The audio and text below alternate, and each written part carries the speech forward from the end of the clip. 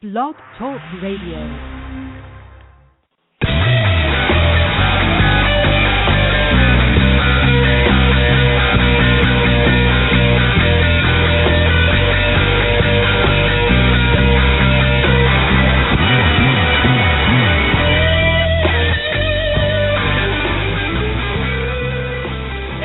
Recruiting Animal here on April 1st, 2015, April 1, 2015. And I was on Facebook last week. You know, I got rid of most of the people who post religious messages, but not everybody.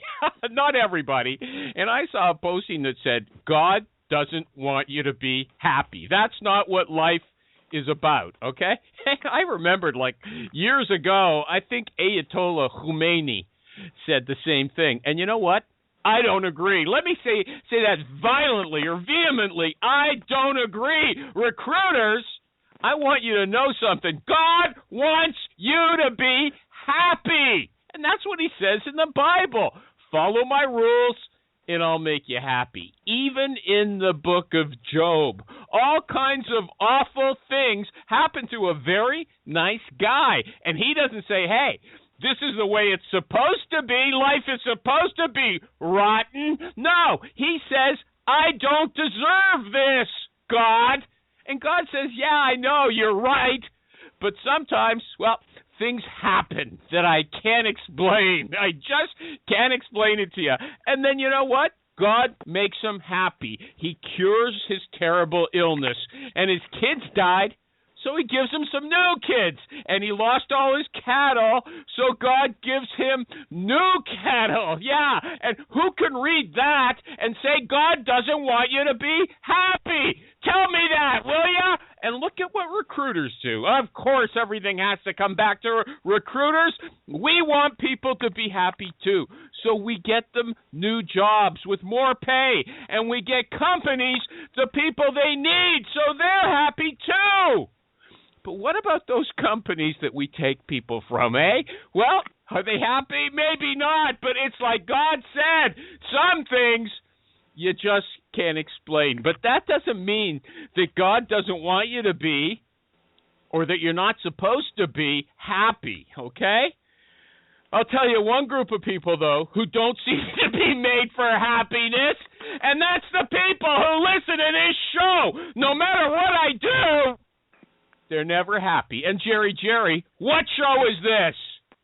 This is the Recruiting Animal Show!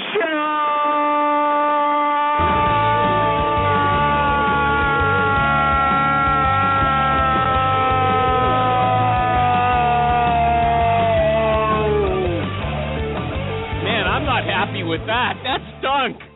That was the worst shout you've ever done on this show. If you're really not happy with it, you will have to issue a written complaint.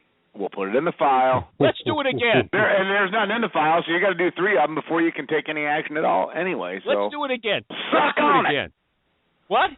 Let's do it again. Okay. Our contract stipulates 1 shout out per week. Yeah. You got a contract that you never. Do you want to pay for another one? Okay. Jerry, what show is this? The Recruiting Animal Show!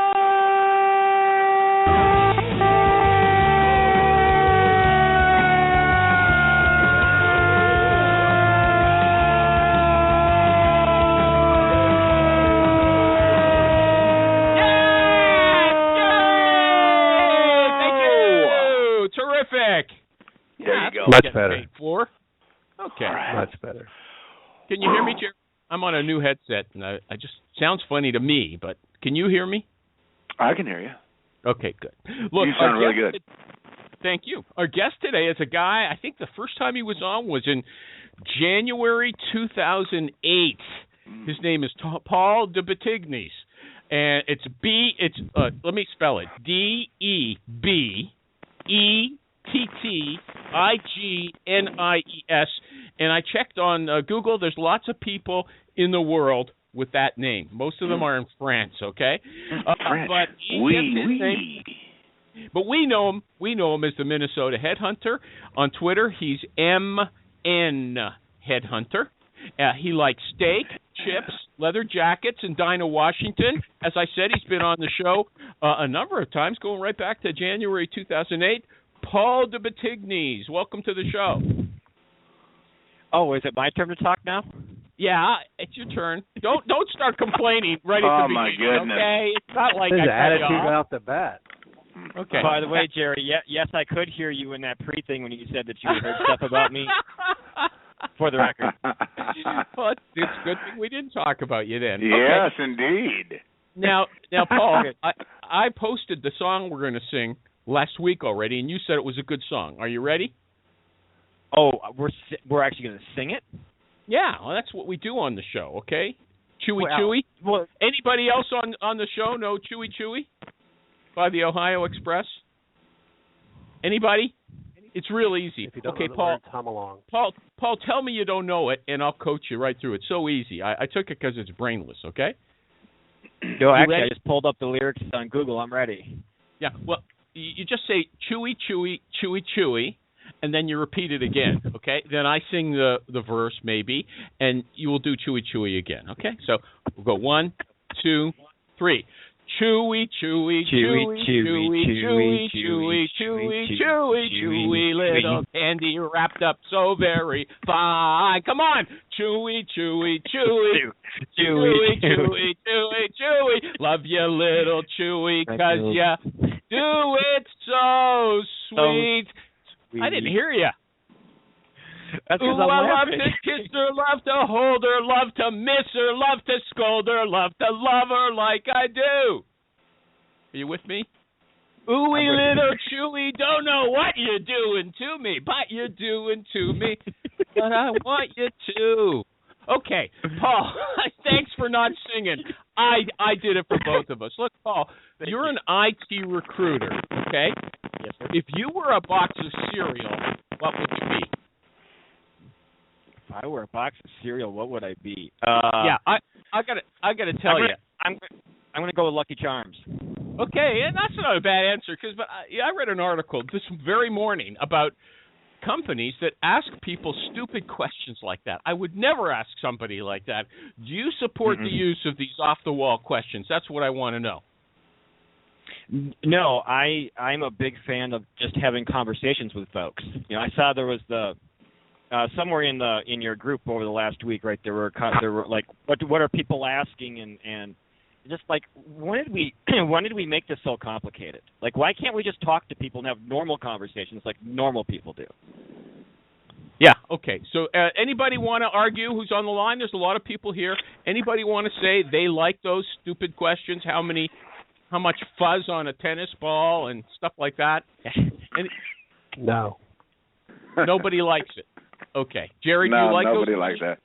No, and sometimes, Animal, you dig up these absurd blogs and posts and stuff from people who never really had any right to say any of that stuff anyway. So this is really more of your doing than anybody else.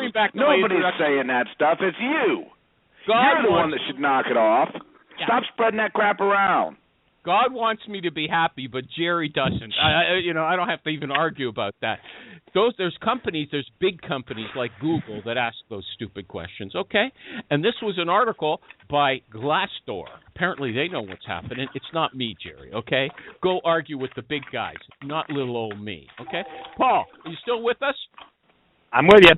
Okay, does sex sell? I saw this on Facebook today by a guy we all know. He says, I run a tech staffing company, and techies are not that popular with the ladies, but they want to be. So my female recruiters have a much higher callback percentage than the guys in my office. Paul, do you agree that sex sells in technical recruiting? I think that it sells from our staffing firm or search firm perspective. I think sometimes for the IT folks it can be intimidating, though. What? The answer is yes.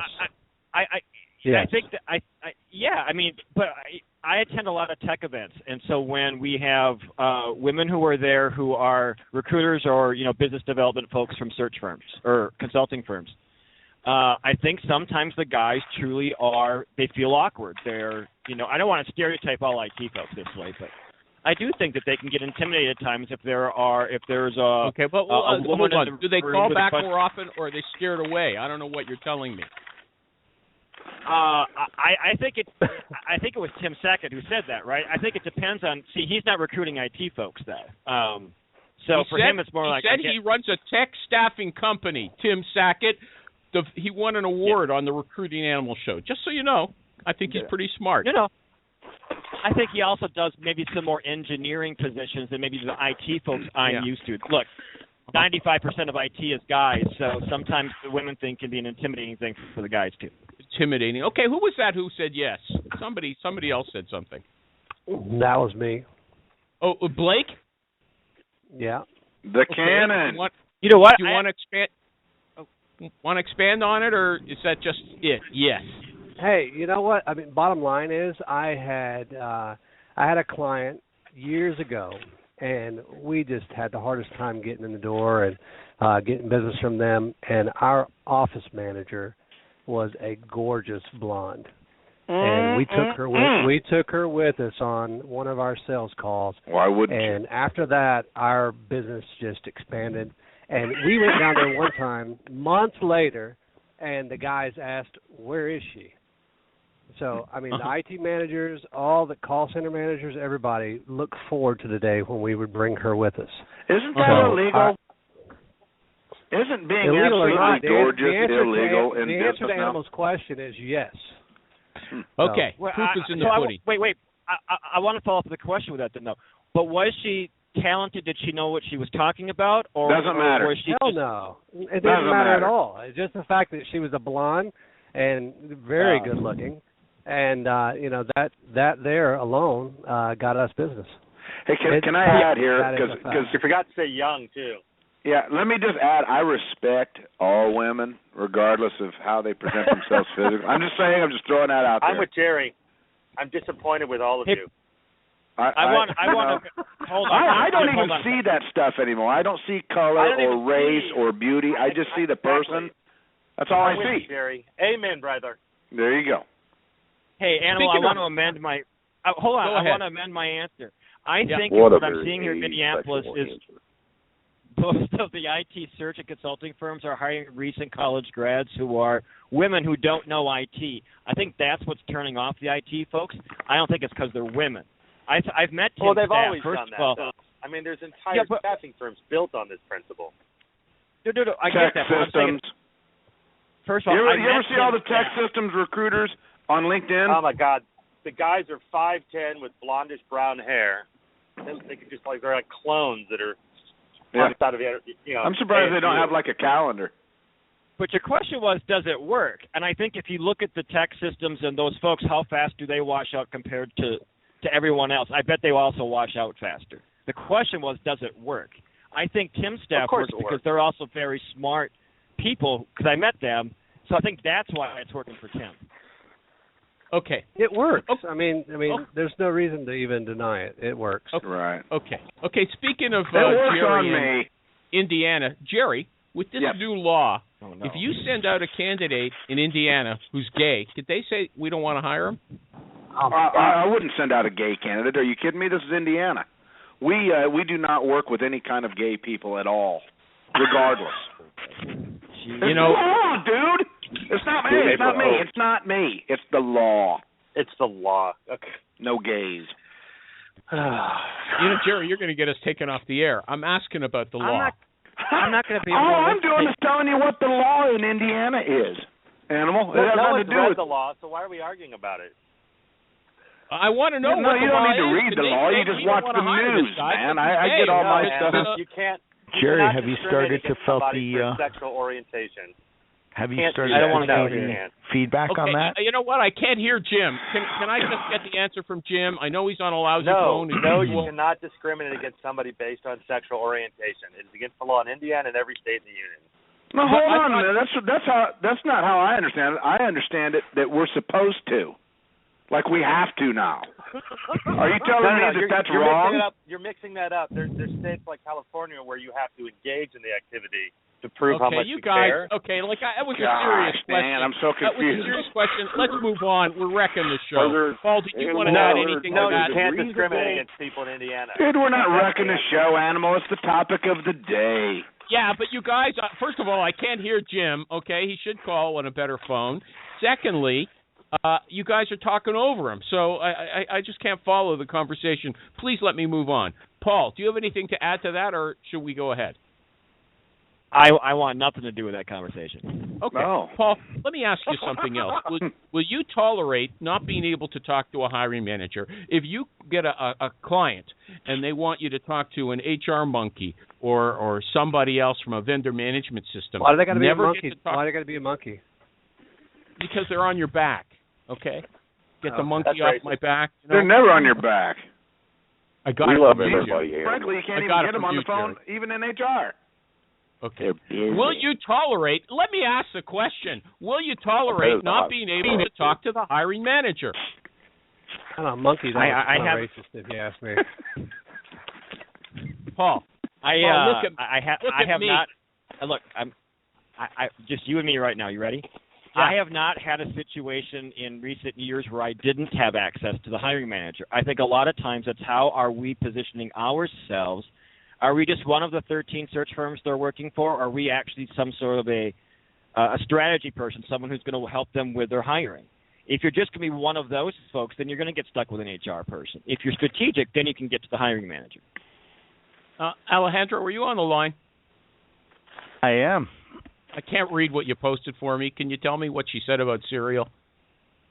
She said that you're hilarious, Animal. Oh, isn't that great? Song made her Okay. think of cereal, and she was on an interview where she got asked that question, and then immediately you followed up with the question itself. Okay. So it's real. Okay, Jerry? Alejandro is my witness, and he doesn't screw around. He's a straight shooter. People Yes, ask me, he what is. did she say, Alejandro? I don't know. I haven't asked her yet. I'll we'll get get back more to that. feedback for Okay. you. Okay, so Paul, we've had people on the last couple of weeks. We had that high-powered ASAP, that SAP recruiting guy on. I liked him. Good guy. Yeah, he was very good. He said he would not, under any circumstances, work with a company that didn't give him access to the hiring manager. Then I think last week we had Carmel on, and she said it's very common that you don't get access to the hiring manager. That's the way you work these days. Okay? Can I add something in, Animal? I think you said it, Jerry, one of these times. You don't get to work with the hiring manager. No, sometimes I do, sometimes I don't. Why do people seem Always to think gave that you a the hiring manager. why do people think that the hiring manager is like this holy grail? Sometimes I'll get on the phone with the hiring manager and he's an absolute dick. So what am I supposed to do with but this if he's chump? the decision maker, you still want to know what you need to do to get the decision made, right? Everything should have been given to you through HR. No, but Good luck with that one. that's This is a total hold on. April Fool's. Come on, man. What are you talking about? Come on. Everything's supposed to be given through HR. You're saying that you've never run into that? He's I'm not cracking saying up on that. I'm saying I've heard that before. Yeah. I don't understand Okay, that HR bashing. Paul DeBettignies. What's your take on that? Look, you want to have as much information as you can. I don't know how I can do my job without having access to the hiring manager because I'm going to assume they're the one with all the information. So I'll work with an HR person. I always do. I always have. I've never had an issue with it. But I need to know from the hiring manager, like, what do you really want versus that job description that you and your HR and maybe your legal team wrote out. I want to know why it is. Wait, hold on. First person voice, why they didn't like the candidates that I sent. Yeah. Okay. So the HR person communicating that to you, you don't accept that then? Like you think that that's a lie? No. Isn't it really? You're doing. Isn't it really the key? The key is really, are you getting the information? Rather than Jerry, who you get it from? You have to ask questions. If they say I didn't like him, you can say why. Mm-hmm. He didn't have this experience. Yes, he did. How do you know that? These are. So you argue with them then? First show of the animal ever? Well, what I do is I make sure I'm talking to the hiring manager, and I make sure the HR person's in the loop because they don't want to deal with the hiring manager any more than I do, which is why they called me in the first place. Now, are you doing this no, after you've got the okay to work with the company officially through the talent department? Or are you just in no way ever going to talk to any of those bastards, and you're sick of all of it, get me the manager? What Okay, about you're boring the telephone hell out of me, game? Jerry. Let's move on. Hold on. Let's move Am I on. being fired Let's here? move on. You're getting Let's third-party move on. information. I can't stand it Oh, when I I can't see hear why this somebody. bugs you. We're talking about real recruiting stuff here, and it bugs you. Let's get back to the cereal. Right. Let's get back to the cereal box question. In That's the modern helpful. day, with modern companies, Jim, if you're going to talk everybody. to us on that phone, you better shout. It's driving me crazy, okay? It's making me think I should talk over him, Animal. I'm sorry. Is he going to shout or not? Because I I can't. don't know if now I'm supposed to be shouting. we can't hear you, Jim. We can't hear you properly. I know Maybe you're we should talking. all just. Everyone else can hear Can me. we lower the You can. tone? Can we lower the tone? Can we just take a minute? Hey, Animal, when you want me back, let me know. But in the meantime, I'm going to finish writing this job description, okay? Oh, no. Don't go away, okay? Listen, All right, Paul. I'll mute. Paul. Yeah. Paul. What would you do, okay? You send out some candidates to your client. He's a VP or she's a VP. During the hiring process, the VP takes a new job with another company and calls your candidates to interview there with him at the new company, and he tells one of them that he shouldn't tell you because he doesn't want to pay a fee. Come on. It's going to take all about 30 seconds before that new company of that VP is going to become a source of mine, and that's fine. He cannot pay that's my some fee big if he doesn't threat. want to. That's some big threat. They hire three people. You get cheated out of $40,000, let's say. And you say, I'm going to recruit some of their guys. Big scare. You cannot. Yeah, it's big okay. tough guy. Listen, it's okay if you don't like my answer, but you asked what I would do. Good I would point. call up the VP. I would say, Paul's kiss a nice my guy. ass. You can either pay my fee or I'm going to get it back one way or another. You placed one of my candidates. I want a placement. So maybe I'm going to take one of yours now. Would you feel though that his new company owes you a fee, and let's say that their policy is no, we're not using agencies? Look, that VP is going to have an issue with their HR or legal department. Okay. Why? Heather Bussing answered that legal question. You don't have a leg to stand on. She's a lawyer, an employment lawyer. They don't have a leg to stand. If they can that's screw why us you have like a that. blog and you write, hey, people, this guy's a piece of shit, don't work with him. And then you call the CEO and you make a stink, and I guarantee you'll get a fee. See, but part of it, too, though, is I work in one town. And so, it's going to come back sooner or later. It's not like I'm working with some fictitious company in Lexington, Kentucky, who I'm going to have one placement a year with. I'm going to see this guy at some point in the next 90 days. Okay. I would call the CEO and yell. I would call everybody at the company and yell just to be a dick. I'd get that fee. I wouldn't do it just totally in the right. How many times you get to say that? You yell at the people. And you send them an invoice. Okay. But you're not in the right, and they never agreed to your fee, and there's no contract, there's nothing. Doesn't matter. You've been person had. knows what they did, and that company knows what they did, and they will not want to have the pressure. And you can scream and yell, and they will pay you to go away. By the way, I don't think you have to scream and yell and call everybody. You don't even have to to get your scream way. and yell. That's right. You just make it very clear that you're not going away. Well, but legally, you have no reason to not go away. There is no agreement. So? We've had a respected legal opinion on it, and that is that you guys are wrong. Okay, you but may not be able to win in court, but but what you can Jim win in is court saying public opinion. that then you have to use guerrilla tactics. You get your blog, you write the story, the honest story with names, and then in addition, pictures. you go by that guy's name as Google on a Google ad. Whenever anybody puts his name into Google, they're going to see that story and shame him. You don't do that, because once you've done that, you've scorched the earth, and there's no reason. What you do is and now you're a jerk, and now you're going to get sued. Right. What you do, though, is you make it clear that this is unacceptable, and you make sure you call the company, you bother them, and if you do decide to post it, you defend it. You say plenty of assholes, plenty of liars. No one should work with people like this. People will respect you for that. You'll get. Are we saying that you shouldn't use social media to expose cheats? Only as a last resort. Why? because once you've done it, you can't take it back. So what? They're cheating you. They're not going to pay you any money. Look, what do you want? Do you want to win the battle or do you want to win a war, though? Look, there's no way I could do that in Minneapolis where I could scorch somebody in town and also not have it blow back on me, too. But he scorched you. He gave you a $50,000 punch in the stomach. But this is what I'm saying to you. I don't agree with this idea that I have to go scorch something to get what I want. I don't have to do it that way. Okay. I mean, let's move on. You're going to tell us that you think these geo checks on Foursquare, like I'm in Tim Hortons now, I'm in Dunkin' Donuts, I'm at Pizza, no. At such and such a corner. You don't think those are? You think those are good? You think those are worthwhile? I dismiss your premise. No, I dismiss your premise to the question. What your question is, hey, Paul, do you think that when you're checking into a client and you're saying that you guys are interviewing candidates and you're hiring today, is that fruitful? Absolutely. Do I think that I'm at Tim Hortons having a coffee? No, I don't think that is. I just think that the way most recruiters are using it is stupid. But when I'm saying to folks that I'm attending an event, like I'm at the Ruby.mn event tonight, Zipnosis is hiring, come find me, and I'm doing that as a check-in, and it's getting tweeted out with the event hashtag, absolutely a value. Anybody else want to comment? So you're saying use it almost not at all, okay? But some people, you look at their Twitter stream. You're saying use it strategically. Think about what the hell you're doing, not just, blabber. Okay.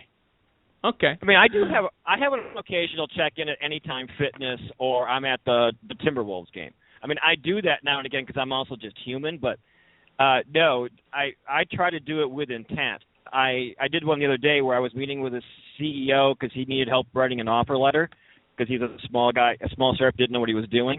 I actually got a phone call from a CEO in town saying, hey, do you ever just do some advising on the side? And my answer, of course, was yes.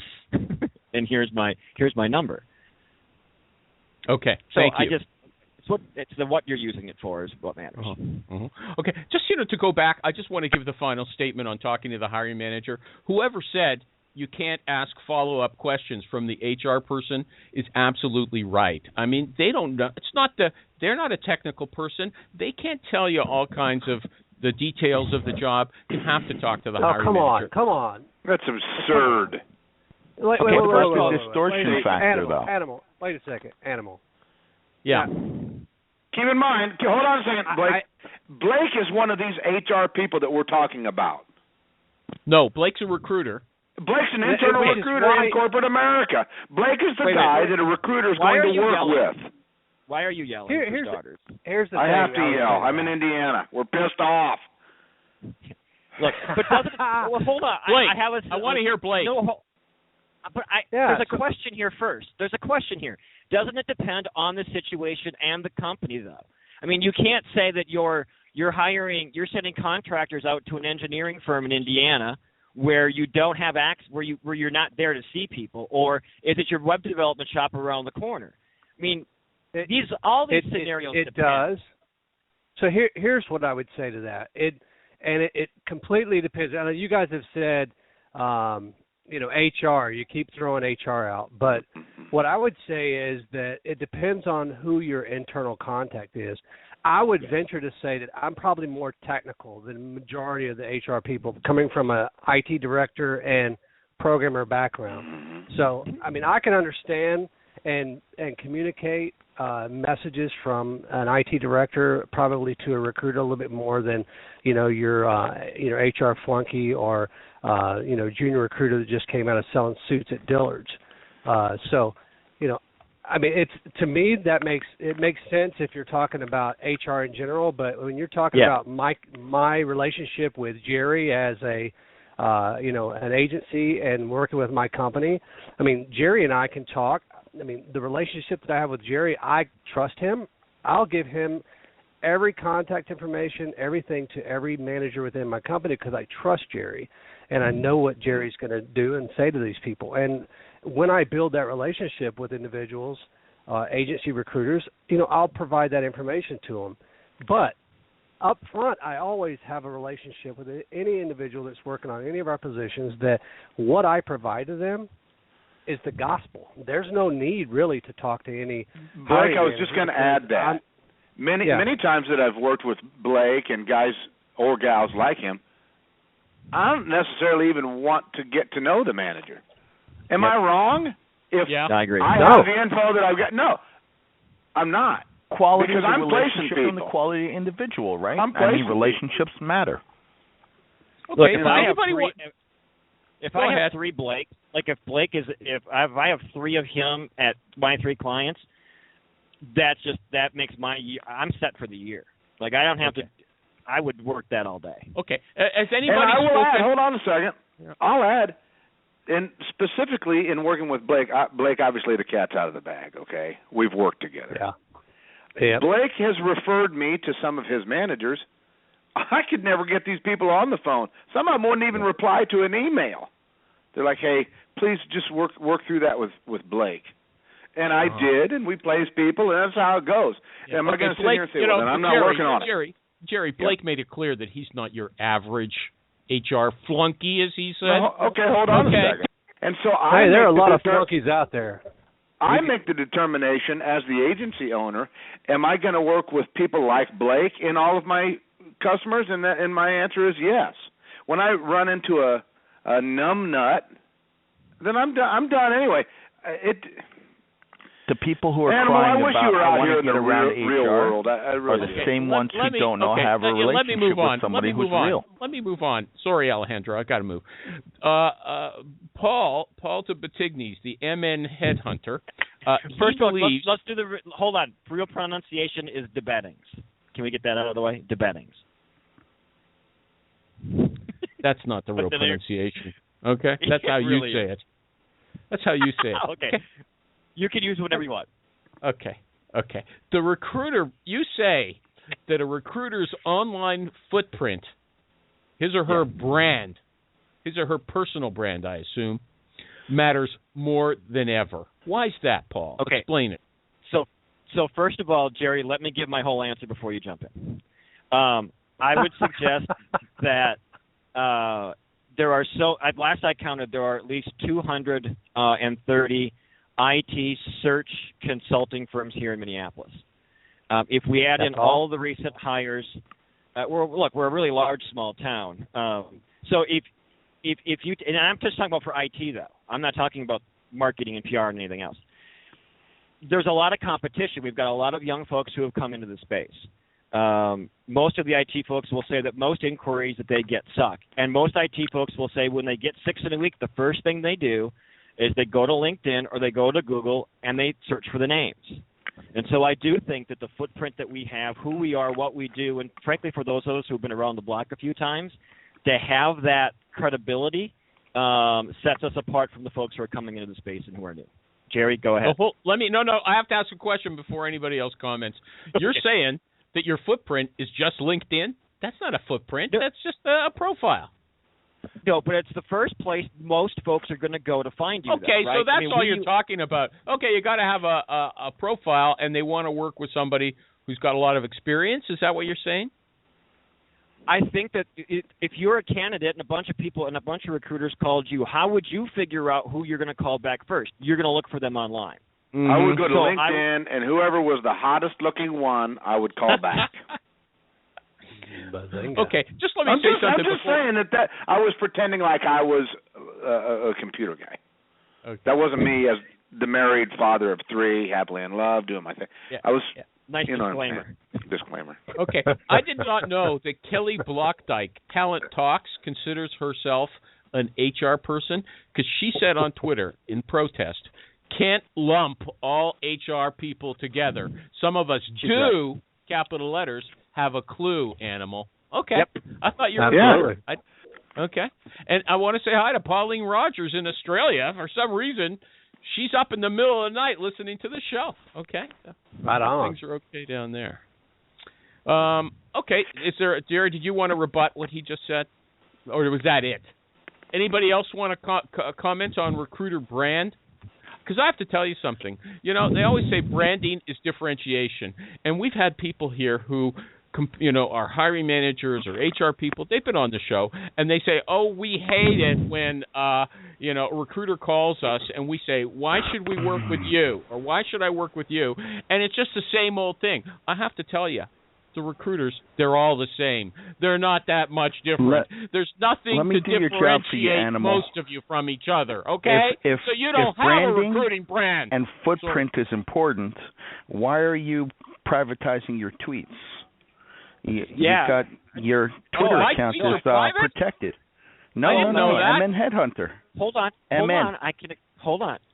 I have my tweets protected because there is a guy in the southern United States who thinks that I should have dropped my entire life to help him find a job in Seattle, Washington, who then every time I was posting at an event, add a hashtag would say, Paul sucks.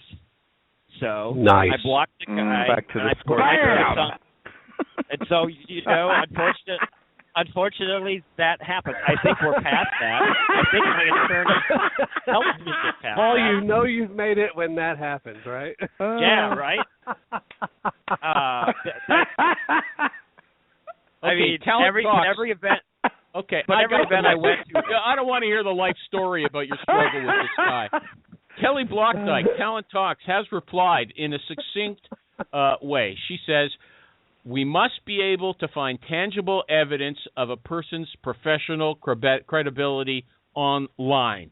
So that's what she's defending Paul's idea of having a footprint. I thought you meant a footprint like you're here, you're there, you're all over, but that's not what Paul meant. He just means you have to have a LinkedIn profile. Okay? So good. I don't think it's just I don't think it's just a LinkedIn profile though. I will tell you that my argument is this. The reason why IT recruiting works for me in Minneapolis is because I go to events, I'm taking photos there, I'm promoting the thing, right? Most IT recruiters in our town are not going to events. So even if I sucked, which I don't, but even if I did, I'm the only one there. No one would ever say that, Paul. No, I don't, but you get what I mean, right? Like you are probably going to trust someone who you see versus someone who has spammed you 6 times in a month. Yeah. Okay. So speaking of picking up on what you just said, how long did it take you to get good as a recruiter? Oh, Lord. It took me a long time. I actually do think I'm really good now. I don't think I still learn. I still can do things better, but I don't know, 5+ years, 7 years, 10 years, I think the whole first decade. Where were you faltering? Where were you going wrong that you had to take 5 years to learn how to do it? Just so you know, Carmel Jordan, who was on last week, said it took her 6 months. Okay. Wait. Okay, so hold on. Is it that you were a good recruiter or you were a good IT recruiter? If you're saying I was able to have conversations with folks and be able to show them through a process, I did that at an early stage. If your question is how long did it take me to be a good IT recruiter so I could talk to managers and candidates, a really freaking long time. But see, also you have to factor in a lot of our success comes from being able to say, I know where this is going. I've seen this before. I've heard that before. Yes. And that isn't going to come to you in 6 months or in 2 years. It's 5 years. It's 10 years. Give me an example, Jerry. Oh, my God. You got none. Great. Okay. Thanks. Okay, anybody else want to say something before I move on? Wait a minute. Yeah, I want to say something. Jerry's right. Go ahead. Alejandro. Of course I'm right. Alejandro. Me an example. Give you an example of when damn it, I'm going to hang up. Go ahead. Lots of other people have already, about half a dozen. Okay. Look, do you want to talk, Paul, about the Midwest Recruiting Boot Camp, or it's up to you? Yeah. You can plug it. So it's not so much a plug. It's I wrote that article on ERE a couple of weeks ago, taking a shot at another HR recruiter list, right? Jim Durbin and I, by the way, have spoken about this event I'm working on. I'm trying to find people who were actual practitioners who were talking about recruiting. I'm not trying to demean those on those cool kid lists, right? But I have a theory that at events, at conferences, everyone's talking about these high-level, big things, like what's cool, what's new. I believe that because we've had so many people come into our recruiting space since the recession, that someone just needs to start doing boot camp 101, 301 level training. how to do LinkedIn, how to have a phone conversation, how to write an email, like really basic level training, because I think most folks aren't getting it. So sometime in July at a Fortune 500 company, to be determined, but I think I'll nail the thing this week. We're going to do a day-and-a-half recruiting boot camp and teach people how to recruit. In Minneapolis? In Minneapolis, yes. Okay. Do you know Minneapolis actually in the Midwest? Say that again, Jerry? Why do you guys keep saying you're in the Midwest? Because you're not. Okay, don't even go. That's a whole 2-hour thing, because there are some folks here who have been trying to rebrand Minnesota as the capital of North. You are. No, but look, if you ask anybody in my hold on, I don't care. We are. Hey, if you ask anybody in Minneapolis, they don't think Indiana or Ohio are in the Midwest. So you're wrong. Okay. Okay, thanks. Thanks for wasting I was time, just in the Minneapolis airport 2 days ago. It looked like I was in the north. Okay. I felt very northernly. Okay. I knew there was a funk in the energy, and now I know why. Yeah. Okay, so Paul, you said you wanted to tell me what it's like when Target lays off 2,000 employees in Minneapolis. Well, not even so much that I know what it's like, but I think that people here. Wouldn't you have thought that after the recession that they would have been prepared for a layoff at any company now, or that every employer is risky? So wouldn't most folks have resumes ready, have a network ready just in case? I mean, we've had 6 significant layoffs here in Minneapolis, and the economy here is good. But companies have proven, right, Wall Street, stock, we're going to make sure that we're going to take care of our shareholders before our employees. And when are folks finally going to learn that lesson? Okay, great. Thank you. Now, Daryl Disco. That's it? Daryl Disco, who's not listening today, although he's usually a regular, he said last week on Twitter during the show, if you don't understand the culture of your client, you kind of suck. Do you agree? Yeah, I would say I agree with 80% of that. I wouldn't say that you suck, but I think it does. I think it's important to know. He didn't say you suck. He said you kind of suck. See, if Jerry's an iOS developer, not only do I need to know what kind of a company he wants to work for, but what is Target like? What is HomeSpotter, which is a startup client of mine, right? You have a 10,000 employee company versus a 35. Some startup cultures aren't San Francisco startup. Like this one group, HomeSpotter, we don't have a ping pong table, we don't have foosball, we don't have Nerf guns. We did get beanbag chairs last week. That was kind of cool. So you have to figure out, though, where does that developer want to go to work at? And do they need to be handheld, or are they good with being a cube in a cube farm? I think culture matters a lot more than most recruiters give it credit for. So, but here's the thing. I started talking with him with the Disco about it on Facebook.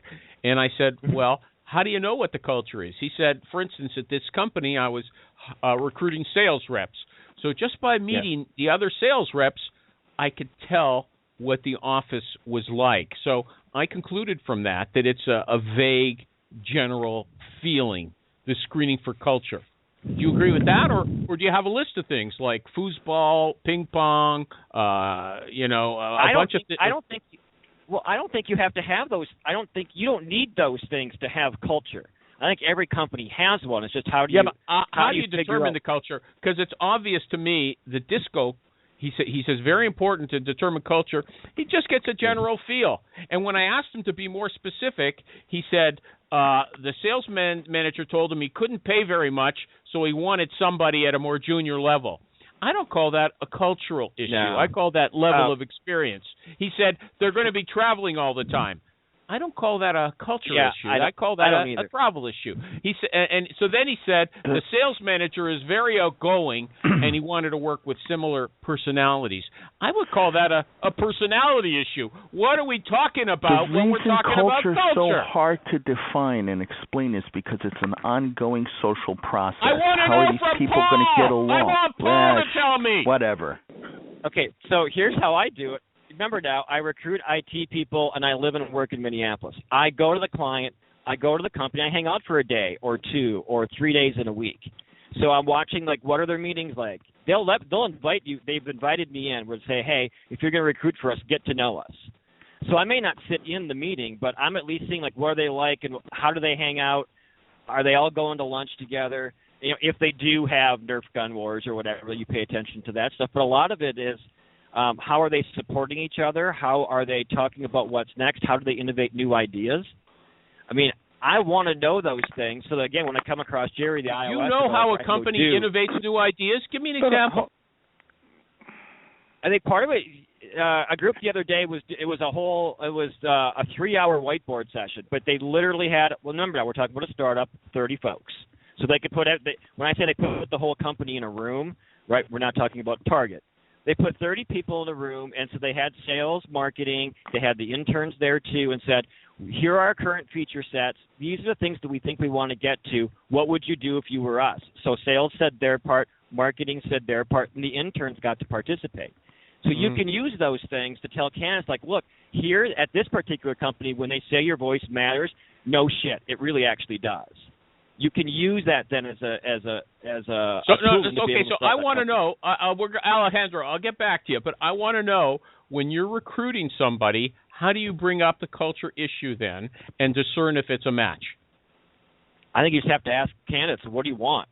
I think you asked earlier, like that, so those, how many fuzzies on a tennis ball? I don't like those questions. Mine is simple. What do you want? Like, what are you looking for in a boss? What are you looking for in a team? What are you looking for in a company? And what are you looking for in a career path? And you just shut up and take notes. So I don't ask them how many golf balls in a 747. And, of course, it's never the answer. It's how did you get to the answer? I don't care. It's what do you want to work? Like, are you okay with crazy hours? Are you a 9 to 5, 40-hour-a-week person? And then you can say, because that culture is going to be good for you or not, but I need to know you as a candidate, what do you really want? Okay, so let me say something. When you say to the person, what kind of company do you want, right? Jerry, be quiet. When you say what kind of... I'm fading out. You guys are talking about culture, and that's about... let me ask him a question, and it'll get over fast, okay? When you say, what kind of company do you want, maybe the guy hasn't articulated it to himself. He is a good company. So do you start filling in the blanks, giving him multiple choices then? Do you want a company that... Yeah. Okay, give me an example. What would you say if you say, Animal, what kind of company do you want? And I say, well, I don't know, a good company. What do you say then? If I'm talking to Jerry and he's my candidate, and he's like, I think culture, I don't give a shit about culture. I'll be like, well, okay, but do you want to work at a big company or a small company? Do you want to just sit in a cube in a corner where no one ever talks to you, or do you actually want to engage with your coworkers and work on new product features? And then Jerry's going to give me a series of answers. Now I'm going to find out that Jerry's an a-hole, wants to sit in the corner and never be bothered. I'm going to say I need something closer to home. That's what I'm going to say. That's not a culture issue. That's not a culture issue. There isn't. Exactly. People don't talk about culture. It's this fake crap that we've come up with here for the most part. Culture is about who's banging who owes who. You're not going to know the culture of a company. Work hours, that's not culture. You can keep soapboxing, but let me ask you a question. Do you think that your recruiting and my recruiting are different? If you're filling contract roles for 90 days... Hold on. I'm not filling only contract roles. I've got... We do both. But roll with me on this, right? You and I would agree. You would agree with me that the way you recruit and maybe the relationships you have are different than the ones that I do. Oh, sure. Right? So for me, culture does matter. For the way that I recruit, it does matter. It's not right or wrong. Right. It doesn't. But I don't think you can dismiss it as easily as you do. It's easy for me to dismiss it. Yes, let me ask a question. Let me ask a question. I want to come back to what you're saying. I don't want to leave things hanging. No, but I'm the candidate that I don't care about culture. I need something closer to home. I got to pick up my kids at 5:15. That's going to happen, but that doesn't mean it's 100% of the time, Jerry. Well, even if isn't the answer? If Jerry says that, Paul, if Jerry says that to you, I'm trying to give you my answer. I have the answer. Okay, go ahead. Okay, Jerry, these are the three companies I think you should talk to. Just so you know, I'm not working with any of them, but here's a couple of contact names. Let me know how it goes. That's my conversation. No, that's not. No, you're trying to recruit the guy. You're going to do that just because I said I just want a place that's closer to home? Hey, can I talk? You're going to blow me off like that? I can't. Here's why. I'm working with 4 or 5 groups. I'm not working with 10, 12, or 20 groups. I have retained relationships with 4 groups. And if you're saying you live on the north side of Minneapolis and you want to not come into downtown Minneapolis, you've already excluded yourself from the. No, I live in downtown. You didn't even ask me where I live. I'm downtown. Jerry, I probably already have your resume, and if you say I want to be closer to home, I already know that you're not going to want to come into the city. I already know that. Hey, you don't have my resume. Jerry. Okay. Let me talk. Let me talk. A couple of things. Paul, the recruiter, knows what job everybody wants, and he's Jerry, already placed them all there. I'm going to come to your your question. Are you retired, Paul? Hold on. Can you be quiet for a sec, Jer, please? It's hard for me, but I will. First of all, Greg Dergarian wants to be notified about the boot camp. Okay, Paul? You sold it to somebody. It'll be good to see Greg again. Secondly, he agrees with me. You don't know how to say your own name. He says you should be saying Bettignies, okay? Bettignies, like in French, okay? He's sophisticated. He speaks French, okay? And it's a French name. He doesn't like you saying Lavoie instead of Lavoie or whatever. Okay, look, if you're talking to a candidate like Jerry, somebody who's a bit dull, and you say, what are you looking for? I want something closer to home. But you realize, wait a sec, you realize that in your mind, culture issues are very important. So how are you going to draw these issues out? Are you going to say, Jerry, do you like a company where they go for lunch together 3 times a week and they play foosball and they have a ping pong table? Is that important to you? Will you feed him those choices? Will you supply that information? I am going to ask those questions. If Jerry if it's apparent to me, Jerry's a great candidate. He's got the technical skills you want. I just want something closer to home. And since Paul already has my resume, he's going to tell me to screw off. That was a dodge. He shouldn't have said that. I want to know. I couldn't believe it. Are you going to? Shocked. I want to answer the question. Can I answer the question? Yeah. Look, if culture isn't important to Jerry and it is important to you're only looking at this from one perspective. There are companies who will say, look, we want someone who wants to be here. We want someone who wants to enjoy engaging in conversations. If Jerry this is a real easy conversation. I don't know why everyone's wrecking my show. You think anyone's going to listen to this where I have to pull all the key questions out of people? You think culture is important? Now, here's supposed to be my answer to Paul's question. Paul, I want a company that really wants me to really want to be there. I want a company that loves me loving it. Do you have anything like that available in downtown?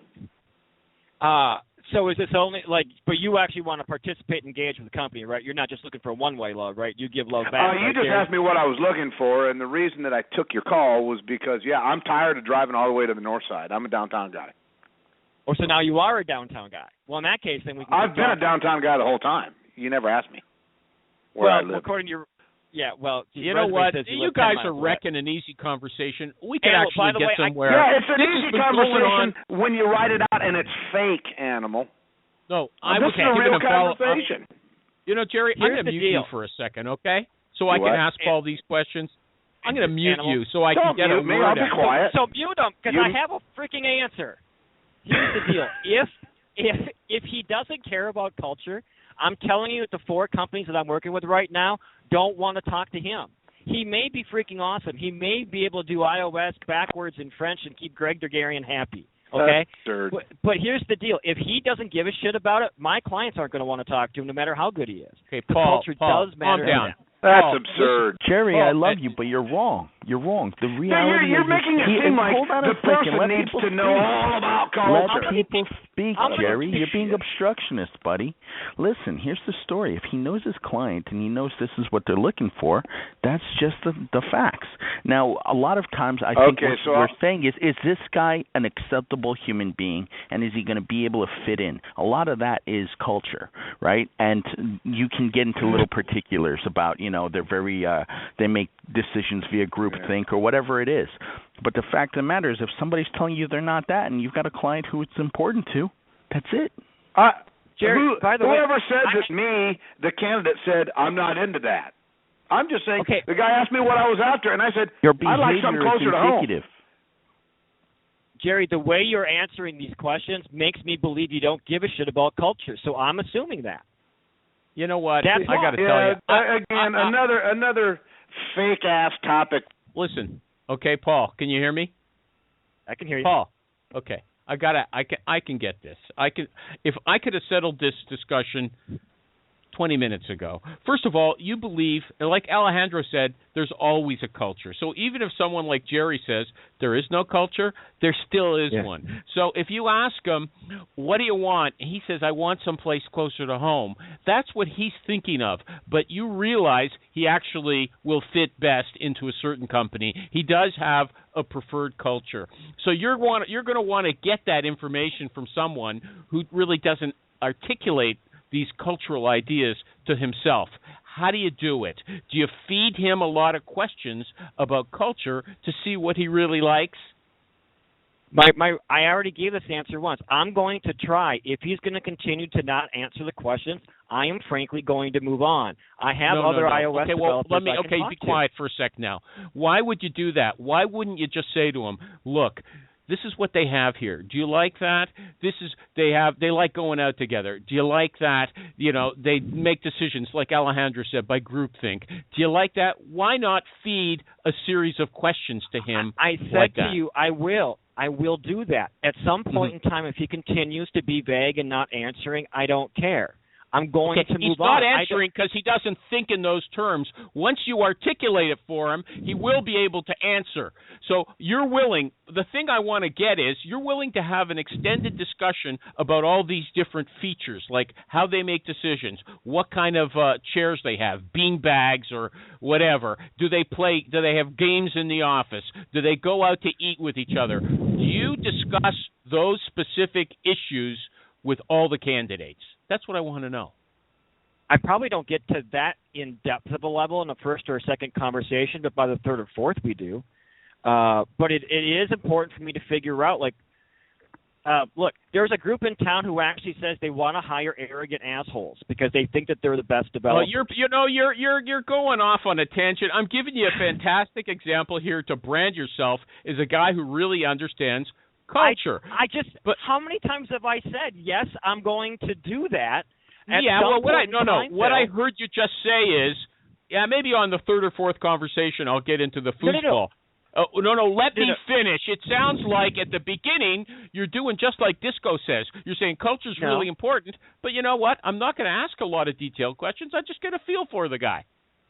Look, I've got 40 minutes or so on a phone screen with Jerry, my iOS developer. I'm not going to probably get to coffee machines, Nerf guns, and foosball tables in the first conversation because there's not enough time because I need to know what he actually also does. Look, I do spend a lot more time with my candidates than I think most recruiters do, if that's where you're going with this.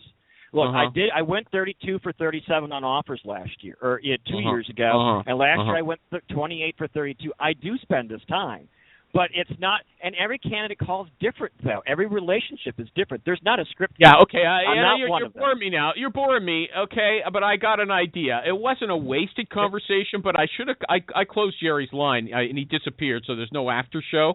But it's the first time I've ever done it because he was so persistent in interfering in the conversation. He was wrecking the show. And I get news. I hear from people. They say, hey, can somebody just be quiet while you guys are having a conversation? Does there have to be constant interruption? No. Sometimes interruption is good, but not all the time. The show's over. Is there anything you'd like to say as your last comments? Alejandro first. I cut him off a few times. Alejandro, are you here? Is there something you want to say? I'm fine. No. You're fine. Guess. Good job. You're fine. Okay. Does anybody else want to say anything before we go? Paul DeBettignies. Is there anything you'd like to plug? The MN Headhunter. Is there anything you'd like to say? No, I'm still just trying to find folks who are actually using social tools online to recruit. So if there is someone in Atlanta, Georgia, who's like me, who's tweeting that they're going to an event, drop me a note. I want to create an actual a list of my own of people so that when I go to a next conference, I can say, watch how these people are doing these things and borrow from them. So if somebody like Jim, if Jim Durbin knows people in Dallas, Texas like that, I want to know who those people are. Thank you. Okay, so you want people to tell you what recruiting tools they're using, whether they're cool tools or basic tools. No, or I want to see examples of them doing it. Like I'm attending an event as a Foursquare, or somebody posts on LinkedIn on a regular basis an event they're attending that they're hiring, that they had a cool conversation with the CEO, like actual. I'll give you an example. That's John Rose does that, okay? I can give it to you after. Yeah. If people want to get in touch with you, should they email you or get in touch with you on Twitter? What's the best way? Yeah, any of those. Send me an email, paul@mnheadhunter.com, or just tweet at me. I'll find it. MN tweeting is mnheadhunter.com. You're one of the guys, you haven't been on a long time, but you're one of the guests who've been on the most for the last, 7 years or so. Paul DeBettignies, thanks for coming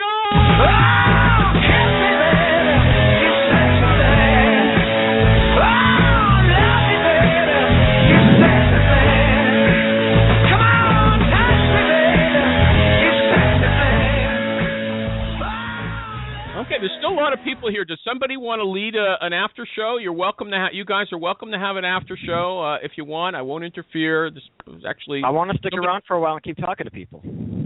This is fun. Okay, well they're leaving. They're leaving. You should have said that earlier. You can come back another time. Okay. Anytime you've got some time to fill, I want to come back. Okay. Right now we're going to listen to Jeff Beck.